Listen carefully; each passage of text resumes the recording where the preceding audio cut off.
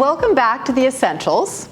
We're here in chapter 13, where the conflict between Jesus and the opposition, the temple authorities, has intensified to the point of no return. Chapter 13 is pivotal in the Gospel of Mark. Judgment is coming. Jesus leaves the temple for the last time, and this is significant.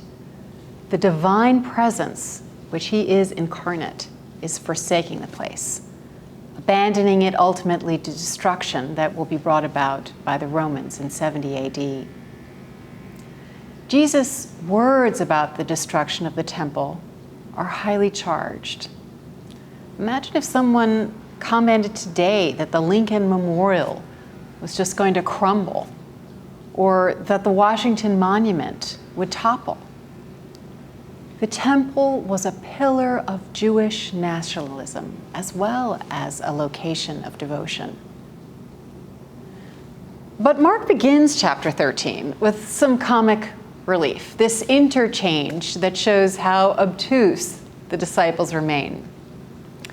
The unnamed disciple makes a comment that honestly could have flowed from the lips of Eddie Haskell in Leave It to Beaver.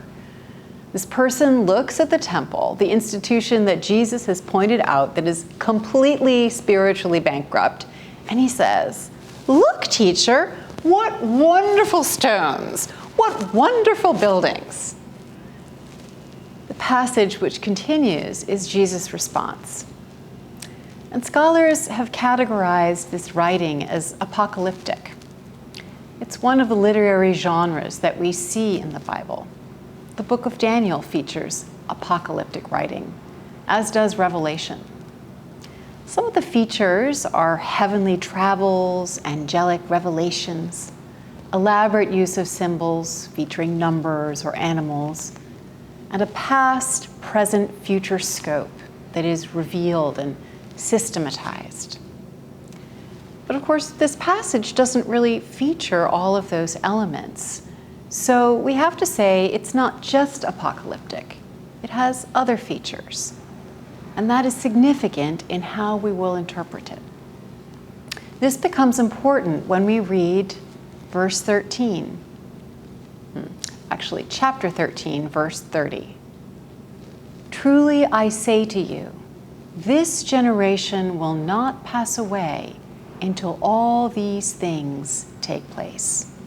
This is, of course, Jesus talking, and we wonder, wait, was Jesus wrong?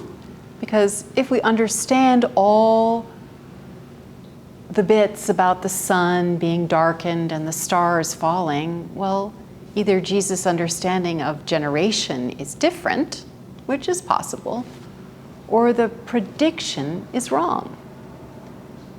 But since he later says that concerning the day or the hour, no one knows, not even the Son, it makes some scholars wonder if the prediction is about a moment other than the second coming. This is not saying that there will not be a second coming, because actually there will be. That's very clear in the Bible, and when Jesus is saying the Son doesn't know, he's talking about that. But this particular piece could be about something else. R.T. France suggests that the images of the stars falling, of celestial bodies doing weird stuff, is language that signifies a new king, enthroned. In Luke's Gospel, we hear about the new star over the baby Jesus. If France is correct, the picture of Jesus is of his ascension, not actually his return, his ascension to the right hand of God, this enthronement in heaven. And if that is so, well, all of the things that were predicted did, in fact, happen before that generation passed.